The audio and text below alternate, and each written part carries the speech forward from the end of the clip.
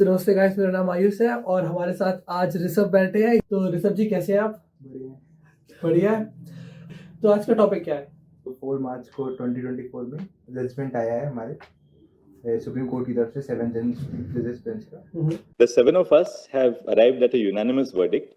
We disagree with and overrule the judgment of the majority on this aspect. तो judgement का जो हमारा 4 मार्च को आया है, हाँ, उसका पीछे का बेस क्या है उसके बारे में बात करते हैं पहले कि क्यों शुरू हुई ये बात कि हमें ओके।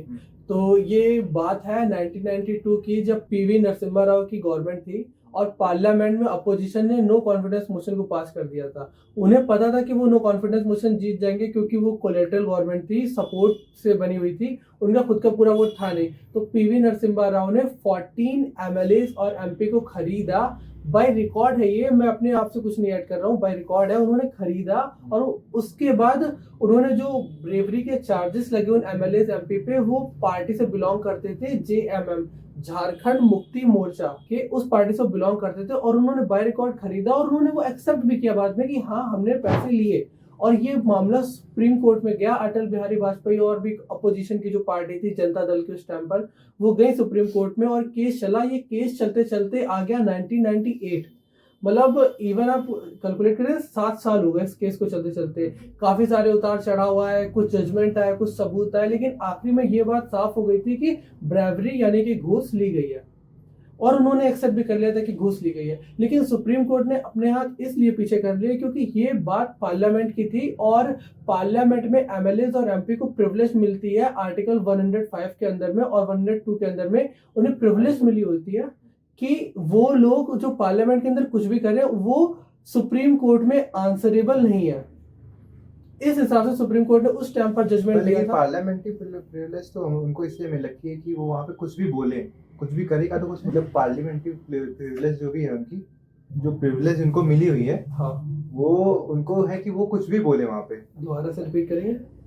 वहाँ पे उनको जो प्रिविलेज मिल रखी है, हाँ, वो इसलिए है कि वो कुछ भी बोल सकते हैं, उसके ऊपर उनका कोई जुडिशियल रिव्यू नहीं होगा जी। लेकिन कुछ भी करे, ये तो सेपरेशन ऑफ पावर, जो सेपरेशन ऑफ पावर हमारा बेसिक स्ट्रक्चर है, हाँ, उसको वायलेट करता है, क्योंकि अगर वो कुछ भी करेंगे, हाँ, तो फिर इसमें तो फिर वो जो पार्लियामेंट, जो जुडिशरी है वो पार्लियामेंट पे वही नहीं कर रही है। आई थिंक आप ये पूछना चाह रहे हो कि जो उस टाइम पर वोट हो रहे थे वो अगर आया राम गया राम के कॉन्सेप्ट पे होने लगे, पैसे दे करके अगर एमएलए और एमपी वोट देने लगे, पैसे देकर उसका जुडिशियल रिव्यू नहीं हो पाएगा, तो फिर वो बैलेंस ऑफ पावर नहीं रह जाएगी। जी बिल्कुल सही कह रहे हो। और इसी चीज को फोकस में लिया है अभी के सुप्रीम कोर्ट ने और उन्होंने जजमेंट में यही बोला है कि आप पार्लियामेंट के अंदर कुछ भी बोल सकते हैं, आपको फ्रीडम है कि आप कुछ भी चुन सकते हैं, कोई भी क्वेश्चन अपोजिशन पार्टी से कर सकते हैं, लेकिन अगर आप पैसे लेकर के क्वेश्चन पूछते हैं, अगर आप पैसे लेकर के वोट देते हैं या किसी पार्टी का फेवर करते हैं, तो ये जुडिशियल रिव्यू भी और इसको करप्शन माना जाएगा। ये अभी का, लेकिन उस टाइम का सुप्रीम कोर्ट का सिनेरियो अलग था। हाँ। उस टाइम पे गवर्नमेंट अलग थी, उस टाइम पे माहौल अलग था।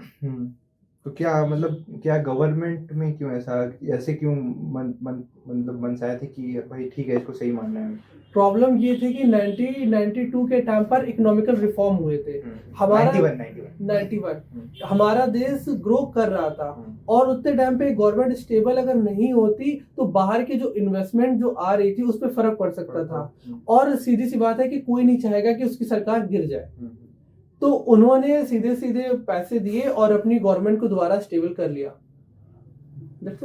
तो इसमें मॉरली तो बात हो जाती है ना कि चलो ठीक है अपने ऊपर पॉलिटिकल स्टेबिलिटी ले जी, पर उससे क्या हुआ, ये तो मॉरल करप्शन हो गया ना। मॉरल करप्शन हो गया कि आपने मॉरलिटी को दांव पे रख के अपनी पॉलिटिकल स्टेबिलिटी बढ़ा ली।